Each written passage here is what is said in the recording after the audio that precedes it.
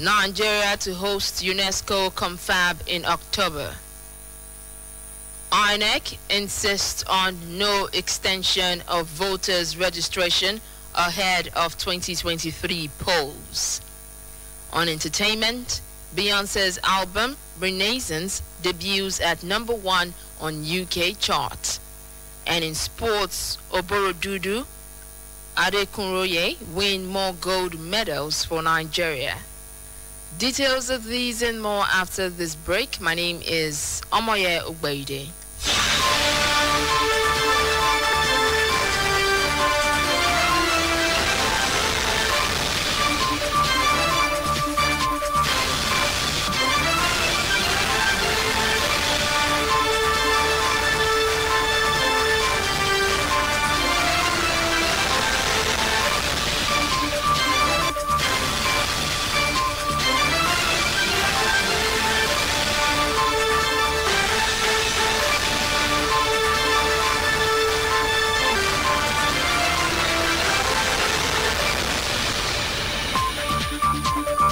Edo State government has rolled out a 2-week program including training, engagement and a road walk, among others, to mark this year's International Youth Day. International Youth Day is marked every August 12th by the United Nations and its sister organizations to bring youth issues to the attention of the international community and celebrate the potential of youths as partners in today's global society. Edo State Commissioner for Youth and Humanitarian Affairs, Christopher Nahikare, who spoke to journalists in Benin City, said the Governor Godwin Obaseki-led administration will sustain efforts at providing opportunities for youths in the state to reach their fullest potential, empowering them to contribute their quota to the growth and development of the state. He said the 2-week activity lined up to commemorate the yearly event will commence on the 8th of August 2022 with a radio talk show, adding that the talk show will focus on leadership for societal and sustainable development, the effective use of the internet. The commissioner continued that on the 13th of August there will also be a road show with all youth organizations in Edo State, which will be a solidarity march across some streets in Benin City. The Edo State government has commenced the recruitment of professionals into the civil service to strengthen the civil service so as to reposition it for effective service delivery. Edo State Civil Service Commission Chairperson Ekiwa Ine, in a statement, urged eligible persons to apply for the various vacancies into the state's civil service. Some of the vacant positions to be filled include Assistant Director, Chief Education Officers, Assistant Chief Education Officers, Principal Education Officers, Senior Education Officers, and Administrative Officers. Others are Chief State Counsel, Senior State Counsel, Pharmacist, Senior Nursing Officer, Medical Laboratory Scientists, Principal Accountant, Engineers, Architects, Building and Land Officers, Town Planning Officer, and Higher Estate Officers. Also to be employed include Principal Executive Officers, Statisticians, Procurement Officers, Program Analysts, Higher Statistical Officers, Higher Store Officers, Chief Clerical Officers, and Senior Confidential Secretary, among others. The Commission stated that candidates must possess the following minimum academic requirement: degree, second class lower, HND, OND lower credit, or NCE merit, while only graduates of 2016 to date are eligible to apply for grade level 8 positions. She urged interested candidates to apply by visiting the Civil Service Commission recruitment portal at csc.edostate.gov.ng and complete the online application forms. The federal government said the 2022 Global Media and Information Literacy Week, which has been scheduled to be hosted in Abuja between October 24th and 31st, would boost the ongoing campaign against fake news, misinformation, and hate speech. The Minister of Information and Culture, Lai Mohammed, expressed the optimism in Abuja during the inauguration of the 25-member local organizing committee for the event. Mohammed said the decision to give Nigeria the hosting right is a testament to the fact that the country is known as a strong advocate for media and information literacy. In 2013, Nigeria successfully hosted the first Global Forum for Partnership on Media and Information Literacy, tagged Abuja 2013. The forum gave birth to the United Nations Educational, Scientific and Cultural Organization, UNESCO Media and Information Literacy Alliance, as well as other initiatives as part of the nation's collective desire to achieve the media and information literacy for all and by all. The minister said Nigeria's contribution towards the birth and growth of media and information literacy, especially in the West African sub-region, played a role in UNESCO's decision to offer Nigeria the right to host this event. Mohammed charged the LOC members, who are drawn from the public and private sectors, academia, media and civil society, among others, to use their wealth of experience to organize a successful event. Accordingly, the theme of this year's Global Media and Information Literacy, which has been duly approved by UNESCO, is Nurturing Trust, a Media and Information Literacy Imperative. Mohammed, who used the occasion to unveil the Media and Information Literacy Week logo, said the 2022 Global Media and Information Literacy will witness participants from over 193 UNESCO member countries attending both physically and virtually. In other news, the Independent National Electoral Commission, INEC, says extending the voter registration exercise will hamper its preparations for the 2023 general elections. This is according to Akwa Ibom State Resident Electoral Commissioner Mike Igini, who spoke during an interview with newsmen. He explained that after this, the electoral umpire will also produce and distribute the permanent voter cards to the new registrants. Igini said Nigerians should rather be concerned about voter turnout in the next election, despite the outcry that greeted the suspension of the registration. The INEC REC expressed satisfaction with the recent wave of enthusiasm by Nigerians in the electoral process, likening it to what happened in the country in the lead-up to the 1993 polls. Recall, the electoral body had suspended voter registration on July 31st, saying 12 million persons were registered.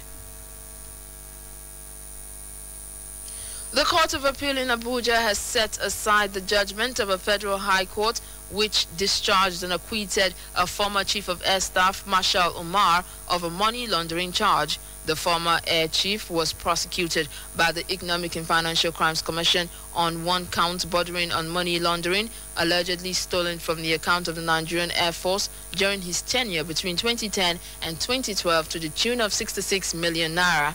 In his judgment, Justice Nnamdi Dingba of the Federal High Court ruled that the prosecution failed to provide any evidence that Umar gave the instruction for the transfer of the said funds for the renovation of his private property in Abuja. He had dismissed 6 out of 7 charges filed against Umar by the EFCC following a no-case submission. In his point of view, it would be dangerous to speculate that Umar must be aware of every financial transaction from the accounts of the Nigerian Air Force. Dissatisfied with Umar's release, the EFCC appealed the judgment, asking the Court of Appeal to set aside the judgment of the Federal High Court.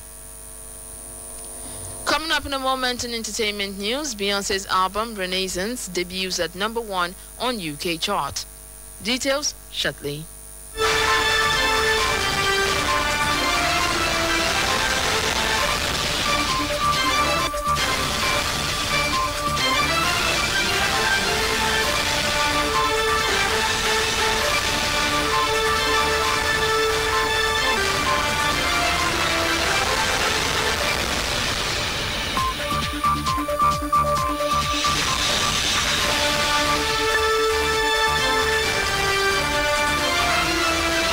You're on to news done on KU 92.7 FM.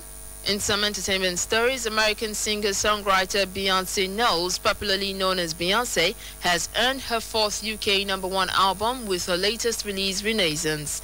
The album outsold its nearest competition by 3-1 to reach the summit.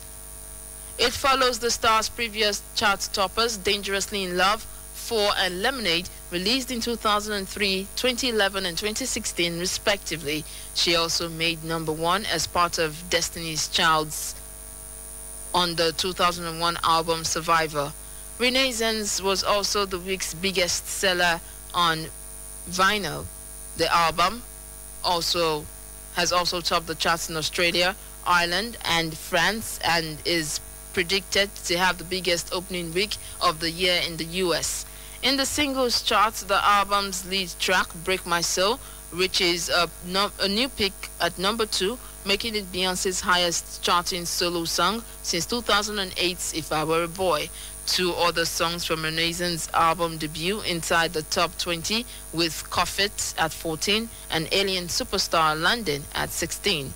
Released last Friday, the album has been praised for its fusion of 6 decades of black and queer dance music, from disco to funk to Chicago house and Afrobeats, Jamaican dancehall, and Detroit techno. A judge has ordered American actor Kevin Spacey to pay House of Cards producers $31 million for the costs involved in removing him from the series following sexual misconduct allegations. The U.S. actor was ordered last year to pay entertainment company MRC after claims of misconduct with young crew members, which he denies. Spacey appealed to have the arbitration award to the producers overturned, but his request was denied by a judge in Los Angeles on Thursday. MRC argued that Spacey owed them millions in lost profits because his alleged misconduct meant he had to be removed from the 6th season of the Netflix political drama, and the number of episodes had to be cut from 13 episodes to 8. Earlier this year, Spacey's lawyers attempted to have the $31 million award thrown out, saying his behavior amounted to nothing more than sexual innuendos and did not violate MRC's anti-harassment policy. But on Thursday, Judge Mel Redcana said Spacey and his legal team failed to demonstrate this was even a close case, and confirmed Spacey would have to pay the award, which was previously handed down by an arbitrator in October 2020. That's it from entertainment. Over now to sports. Oborodudu Adekunroye win more gold medals for Nigeria. More to come after the break.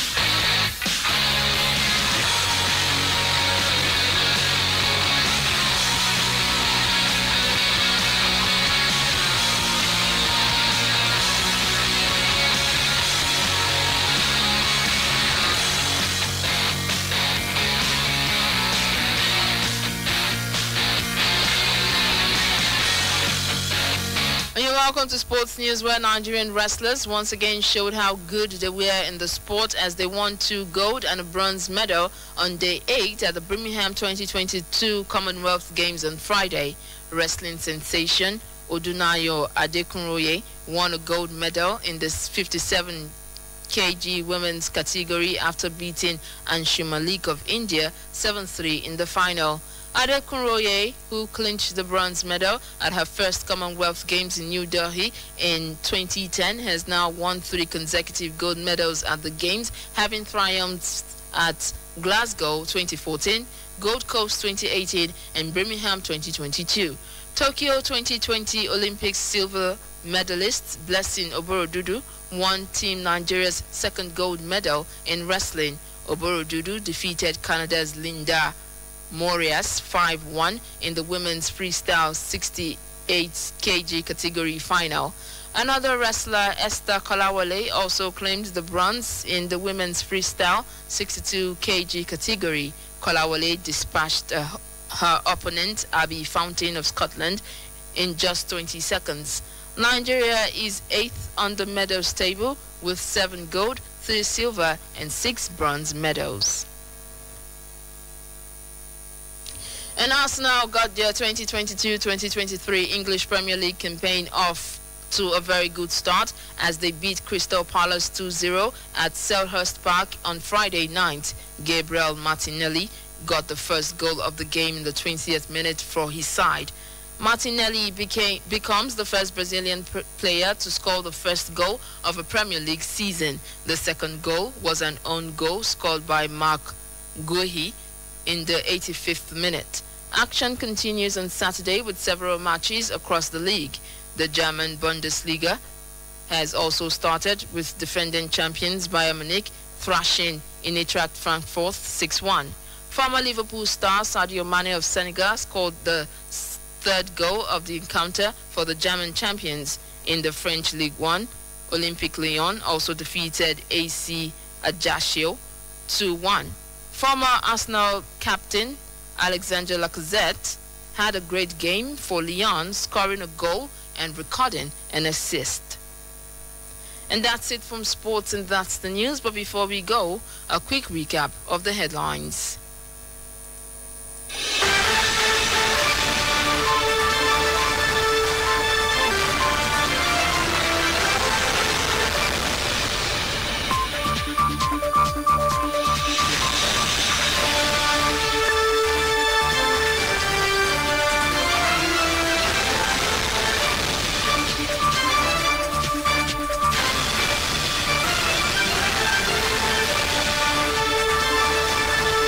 Edo State government rolls out 2-week program to mark Global Youth Day. Nigeria to host UNESCO Confab in October. INEC insists on no extension of voters' registration ahead of 2023 polls. Do remember that the continued unity of Nigeria is a collective responsibility. Be sure to play your part. KUFM's News Dawn was produced by Blessing Asekome. My name is Omoye Ogbeide Singh. Thanks for listening. Good morning.